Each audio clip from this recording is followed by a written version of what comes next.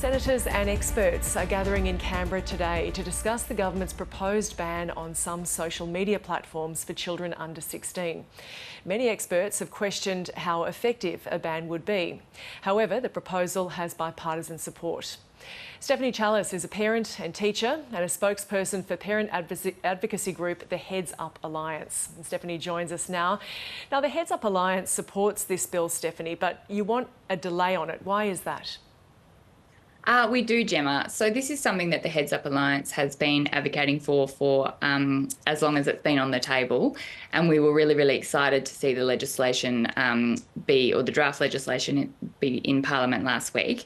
But it's good and it's a start, and we've mulled it over since we saw it, but it's actually, we don't think it goes far enough. And so in its current form, it's not something that we support. We support lifting the minimum age of social media, but we don't think that this bill is encompassing enough to do what we want it to do. So you have qualms about the exclusions of Messenger, for example, WhatsApp, some gaming, Roblox, and also YouTube Shorts, because you're saying that these things are effectively the same as social media in their function. Tell us about that.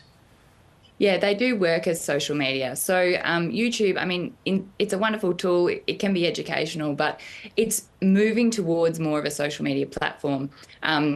If your viewers have seen YouTube Shorts, it's short videos that just come up one after another, and it is essentially TikTok. It's no different.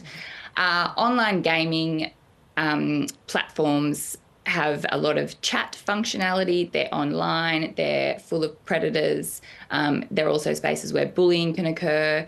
And so to leave these out, I think it is very flawed.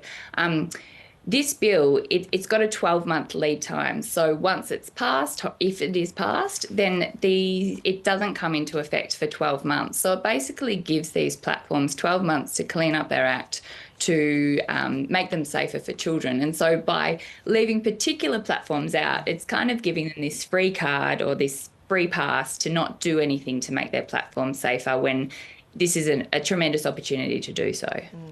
And in deciding what's included in this, that would go to what we understand the government is trying to limit, so cyberbullying, harmful content and online predators. So under that, would you say that that would have to include these games and apps?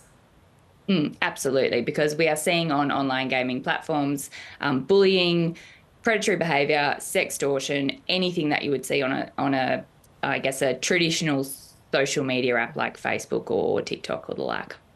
Now, what do you see at school as a teacher as a result of online interactions? So I'm a high school teacher. I teach years 7 through to 12. And this is my anecdotal experience, but once children get to sort of year 10, year 11, year 12, the maturity that you see, or the difference in maturity from a year 7 student, Gemma, is just mind-blowing. In recent weeks, because I've been quite vocal on my stance about this, the students know, and I've had some year 11 and 12 students come up to me and say, I think it's fantastic because if we just had a little more time, it would have been brilliant.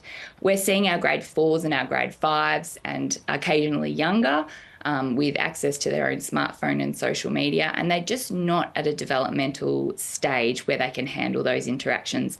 Monday mornings, grade 5 and 6 teachers are just spending hours dealing with the turmoil from Snapchat or all the activities that happened on Snapchat over the weekend. And the lack of sleep we're seeing that students admit is because of electronic devices is having a massive impact on their learning.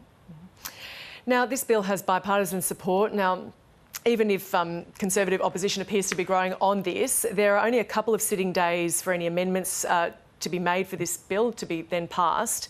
Are you comfortable with that timeline? No, it's not long enough. And the Heads Up Alliance, we've looked at this very carefully. It just feels really rushed. And it's tricky because it's a bill that we've pushed for so long, and so it's tempting to say, let's just get it through and get it done. But I think in its current form, it is not going to do enough for parents. We would much rather see this pushed out into next year have it take as long as it needs to take to get it right. It shouldn't be rushed for the sake of rushing.